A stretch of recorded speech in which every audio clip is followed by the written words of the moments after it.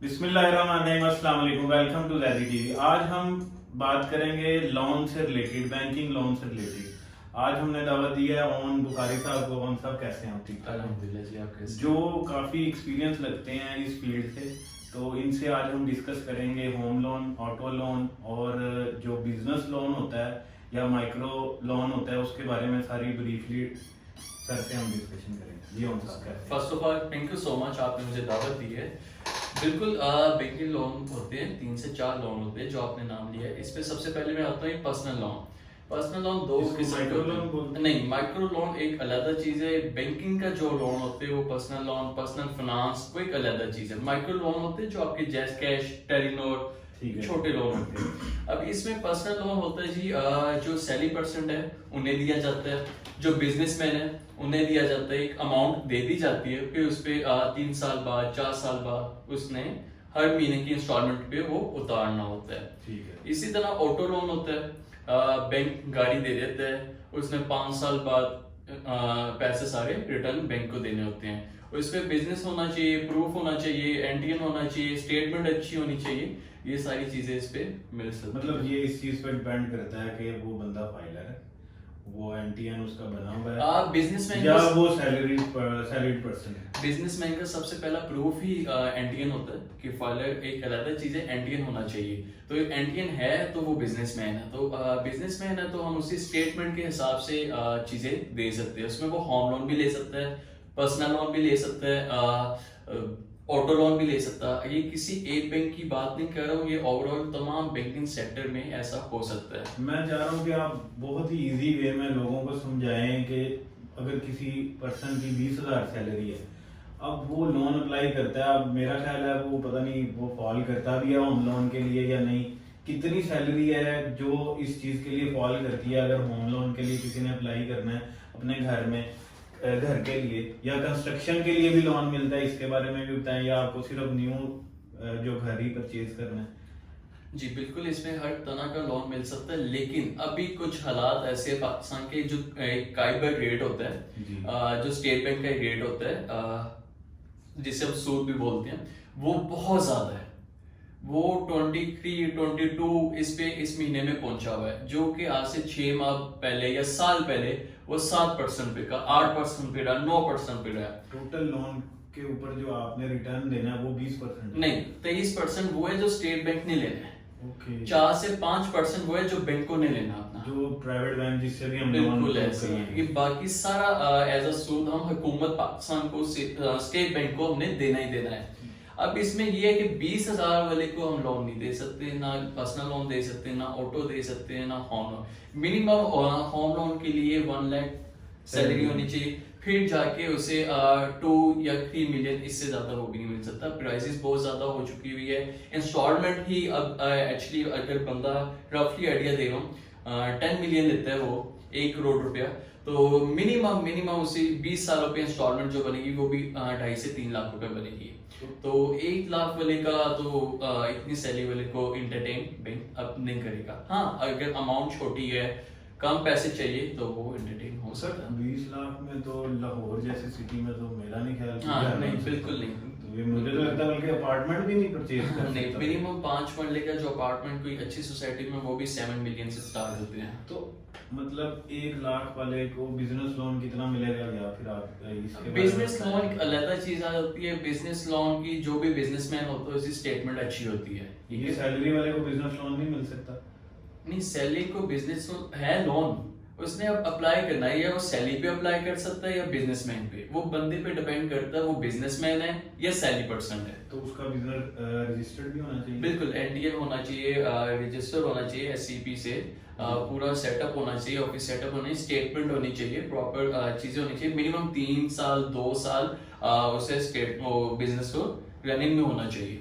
और ये जो उसका ऑटो लोन है, ऑटो लोन उसके लिए सैलरी का बताएं। अच्छा, ऑटो लोन के लिए अगर मैं सॉरी आपकी बात काट रहा हूँ, माफी, 35 लाख तक एक गाड़ी मैंने बाय करनी है, जैसे ऑल्टो गाड़ी है कोई ऑटोमेटिक वाली वेरिएंट जो है 30-35 लाख की, तो उसके लिए कितनी सैलरी?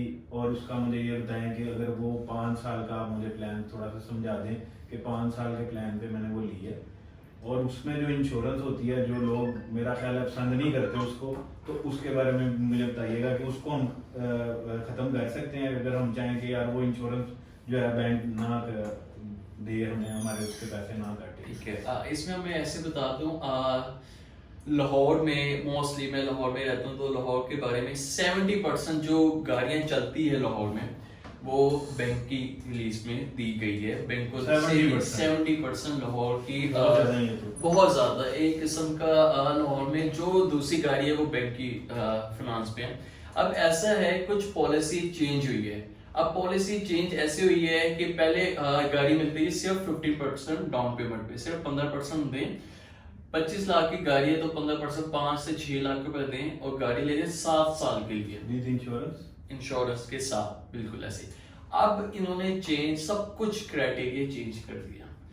अब गाड़ी जो 3 मिलियन से ज्यादा बैंक ने पैसे नहीं देने, 30 लाख से ज्यादा पैसे देने नहीं है, वो बाकी आप नहीं अदा कर। अगर गाड़ी 50 लाख के 20 लाख रुपए आपने देना है, 30 लाख रुपए सिर्फ बैंक दे सकता है। मतलब 30 की इंस्टॉलमेंट करेंगे, बिल्कुल 30 की इंस्टॉलमेंट करेंगे। अब 30 लाख के लिए आपकी इनकम होती है, अगर आपकी 2 लाख रुपए सैलरी है तो 2 लाख की 40% डीपीआर ले सकते हैं, ठीक है।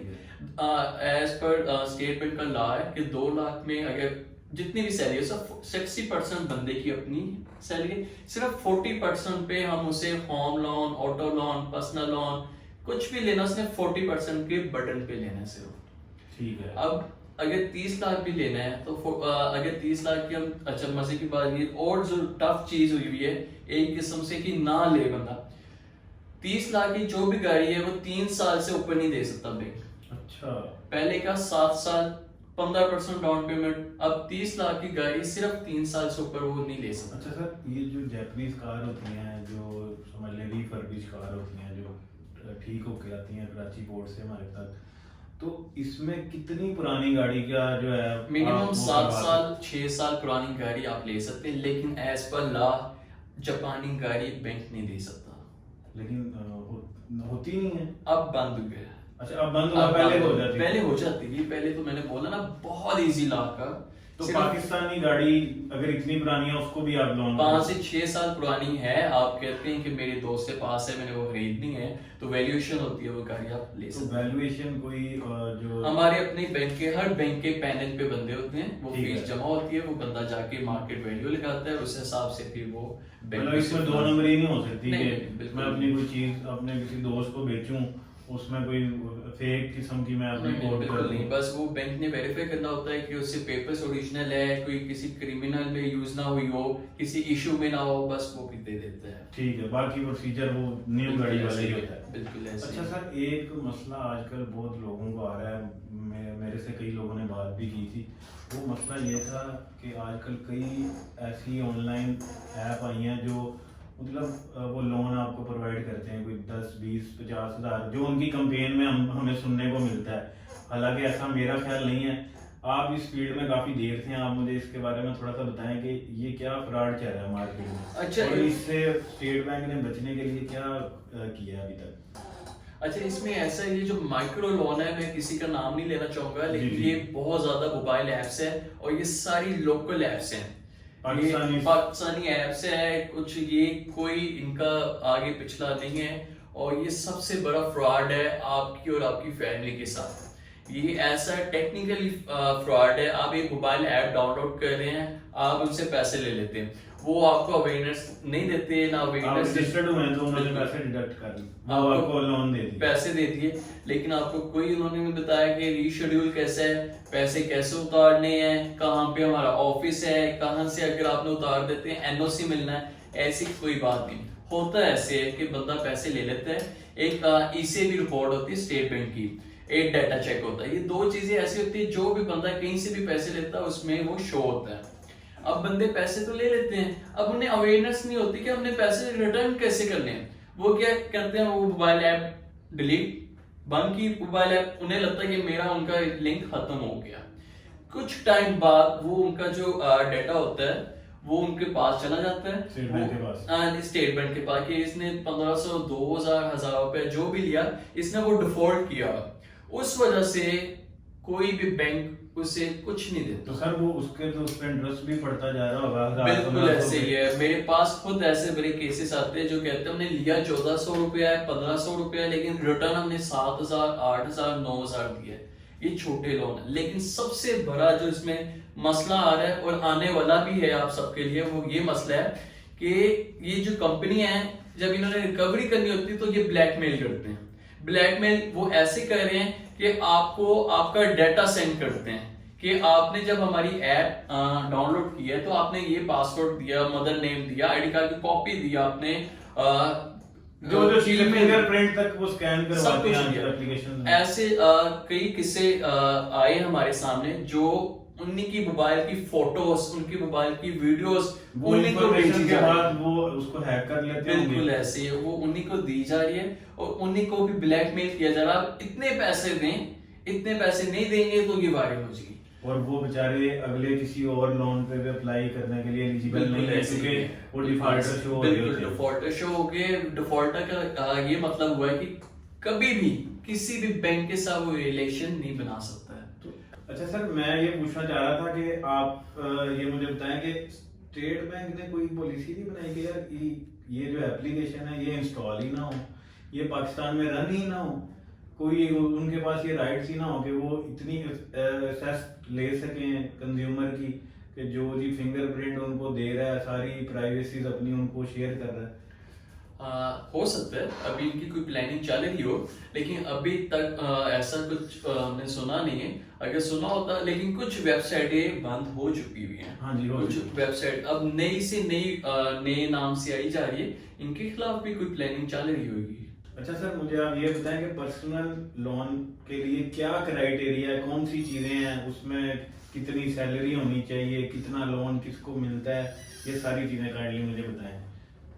अच्छा, इसमें ऐसा है जो सैलरी पर्सन है जिससे हर महीने सैलरी आती है, सैलरी के नाम से आती है, वो मिनिमम 30-35 हजार की सैलरी हो, वो अपने एरिया में किसी भी बैंक में जाके लोन के लिए अप्लाई कर सकता है। कुछ बैंक हैं जो एंटरटेन नहीं कर रहे, कुछ होते हैं जो एंटरटेन कर देते हैं। इसमें मोस्टली चीजें होती है, सैलरी स्लिप चाहिए होती है, आईडी कार्ड चाहिए होता है, बैंक स्टेटमेंट चाहिए होती है जिसमें आपकी सैलरी हर महीने आती है। वो 6 माह की स्टेटमेंट, ये 3 से 4 चीजें होती हैं जो जाए अपने बैंक में किसी भी जहां पे भी उसका अकाउंट है वहां पे जाके वो लोन अप्लाई कर सकता है। तो रिटर्न का कितना टाइम पीरियड होता है? टाइम पीरियड आज से पहले का 5 साल, अब कुछ टाइम बाद नई पॉलिसी, नई चीजें, इसमें मैक्सिमम मिनिमम 6 माह, मैक्सिमम 4 साल है। इससे पीरियड उसमें अंदर उसकी मर्जी है, वो ले सकता है। अच्छा सर, फॉर एग्जांपल मेरे पास एक क्रेडिट कार्ड है और उसकी मेरे पास लिमिट आया कोई 70-80 हज़ार का, ये चीज मेरे लोन पे इफेक्ट करेगी या नहीं करेगी?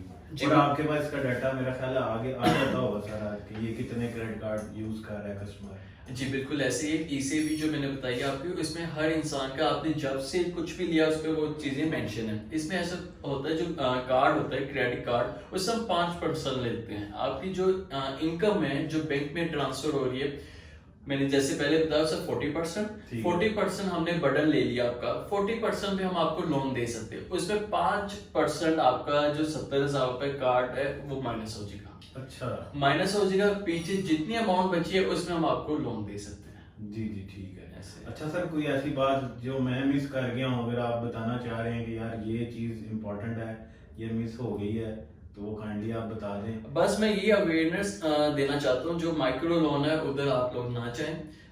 बैंक्स हर एरिया में, हर बैंक बहुत अच्छा है, सारे बैंक अपने लेवल पे अच्छा काम कर रहे हैं, आप लोगों के लिए बैठे हैं। आप फिजिकली खुद जाके मिलें, अप्लाई करें। ये जो मोबाइल एप्स पे आप डाउनलोड कर रहे हैं चीजें, इससे अवॉइड करें बस। और आप अभी रेशो ज्यादा है लेकिन कुछ टाइम बाद ये नीचे आएगी। अभी बहुत मजबूरी है आपको, बहुत कहीं पे फंसे हुए हैं तो आप अप्लाई कर सकते हैं, नहीं तो आप अभी जितना इन चीजों से दूर रहें तो आपके लिए। इन शॉर्ट आप ये कहना चाह रहे हैं कि अभी अवॉइड किया जाए लोन से इसको। अच्छा सर, वो एक स्कीम चली थी लास्ट गवर्नमेंट में जो नया पाकिस्तान मेरा घर, वो स्कीम अभी भी चल रही है या जो जिन्होंने उसे अवेल कर लिया था उसका क्या, मुझे थोड़ा सा। अच्छा, उसमें जो मैंने अभी आपको बताया काइबर रेट होता है स्टेट बैंक का, जो अब 23% है, वो नया पाकिस्तान, नया घर मेरे घर में उसमें वो वेव का, अच्छा, वो एक ऐसे मैं कहूंगा वो एक ऐसे गिफ्ट में लगा कर जैसे हमें एम्प्लॉयज को मिलता है सिर्फ 4 या 5%। जिस तरह बैंकिंग एम्प्लॉय होता है उसको कम से कम रेट मिलता है, ऐसे ही 10 साल के लिए वो जो काइपर रेट है वो ऐड ही नहीं होता था, वो जीरो था, जीरो का। वो बहुत अच्छी चीज थी, बहुत अच्छी चीज। जो बंदे रेंट पे रहते कि मैंने खुद देखा है, अपने घर बनाए उन्होंने 20 साल के प्लान पे, जो 10-10 साल से जिन्होंने सोचा भी नहीं कि अपना घर बना पाएंगे या बना सकते हैं, उन्होंने उनको भी मैंने देखा है इस वजह से अपना घर उन्होंने बनाया है, फ्लैट्स लिए। लेकिन अब वो बंद हो चुका हुआ है, जिसपे अभी भी हमें फोन आते हैं, अभी भी बंदे हमारे पास आते हैं। लेकिन जिनका चल रहा होगा प्लान वो रिटर्न कर रहे हैं, बिल्कुल ऐसी है, उन्हें 10 और साल उनको इफेक्ट भी नहीं होगा, नहीं, वो बिल्कुल नहीं, बिल्कुल नहीं। 10 साल के लिए मिनिमम पॉलिसी, किसी टीयर में 10 साल की, किसी टीयर में 7 साल की, वो किसी को काइबर रेट हिट नहीं हो रहा। एक किस्म का बहुत अच्छा वो चीज। सर एक चीज अभी अभी मेरे माइंड में आई है, वो काइंडली मैं लाजमी पूछना चाहूंगा, क्योंकि मेरे काफी ऐसे जानने वाले हैं जो गवर्नमेंट जॉब करते हैं। ठीक है, गवर्नमेंट जॉब वाला बंदा भी लोन के लिए अप्लाई कर सकता है किसी प्राइवेट बैंक में, या उनके लिए क्राइटेरिया कोई और होता है? जी मैं वही बताना चाह रहा हूँ, सिर्फ सैलरी आनी चाहिए। ठीक है, Okay. गवर्नमेंट हो प्राइवेट हो, आपकी सैलरी होनी चाहिए, स्टेटमेंट होनी चाहिए, कैश आप ना लेते हो, ऑफिस होना चाहिए, बस आपकी सैलरी अच्छी होनी चाहिए, जितनी सैलरी हो उस हिसाब से लोन मिलता है। गवर्नमेंट वाले ने भी जस्ट आपको सैलरी स्लिप देनी है, सैलरी स्लिप देनी है, जिस अकाउंट में उसे सैलरी जाती है उसकी वो statement स्टेटमेंट देनी देनी है, आईडी कार्ड की कॉपी। ये 3 मेजर चीजें हैं जो कोई भी बैंक डील कर सकता है इस पे। ये 3 मेजर चीजें, उसके बाद आपका लोन का प्रोसीजर जो है वो शुरू हो Exactly, जाता वही है, verification फिर वो होती है। इन्वेस्टिगेशन करते हैं अपनी सारा कुछ। बिल्कुल ऐसे वेरिफिकेशन होती है, उससे बाद जाके जितना वो फॉल कर रहा होता है जी, उससे जी। 2-3% कम मिल जाता है उसे लोन। वैसे नाज़रीन, हमने काफी कुछ कवर कर लिया है इस वीडियो में। अगर आपका कोई क्वेश्चन हो तो आप बुखारी साहब से बिल्कुल कर सकते हैं कमेंट के थ्रू। तो इंशाल्लाह भाई साहब, बड़ा शुक्रिया, आपने हमें Thank you so time much. दिया, Thank you. आपका टाइम का बहुत ज्यादा शुक्रिया। इंशाल्लाह जी मिलते हैं अगली वीडियो में। ओके जी, अल्लाह हाफिज।